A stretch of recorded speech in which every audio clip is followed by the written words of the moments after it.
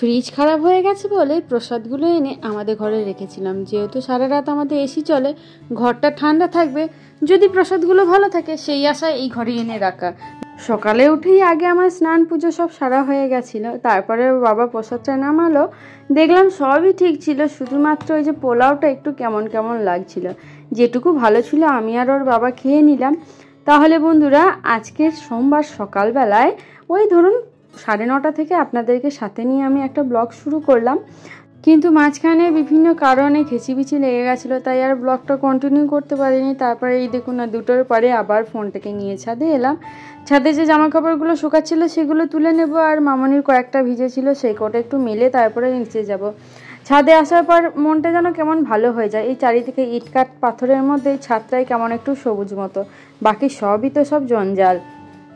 কিন্তু ওই পায়রার খাঁচাটার কাছে গেলে পায়রাগুলোকে তো দেখতে বেশ ভালোই লাগে, কিন্তু এই খাঁচাগুলো কিছুদিন পর পর যদি পরিষ্কার করা না হয় কেমন একটা যেন একটু গন্ধ আসে।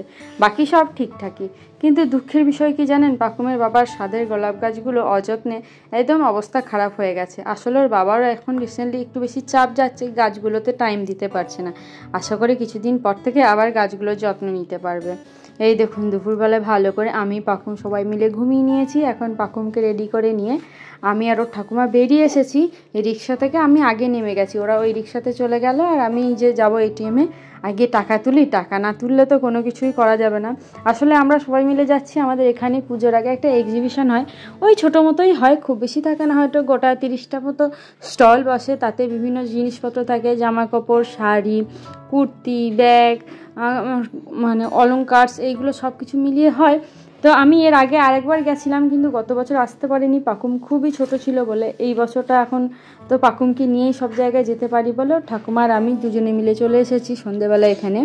এই স্টলগুলোর সাথে না একটা কেকের স্টলও বসে, জানেন তো। গতবার যখন এসেছিলাম তখন মানে লাস্ট দিনে, যেহেতু আমি একদম শেষ সময়ে এসেছিলাম, একটা কেক আমি পাইনি। ইচ্ছা আছে এবারে প্রথমে একটা কেক টেস্ট করার, যে কেমন বানায়। যাক, প্রথমের দিকে তো দেখলাম খাবারের দোকান টোকানগুলো আছে, তারপরেই না খুব সুন্দর ক্লিয়ার সব জুয়েলারিগুলো বিক্রি হচ্ছিলো এখানে।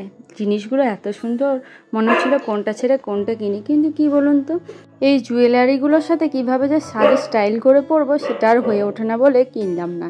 আর এখানে স্টল ঘুরতে ঘুরতে আমার এক বান্ধবীর সাথে দেখা হয়ে গেছিলো। ও আমার একদম ছোট্টবেলার ক্লাস 5-এর বান্ধবী। ও এখানে শাড়ির একটা মানে ওর বুটিকের শাড়ি এখানে স্টলে দিয়েছিল।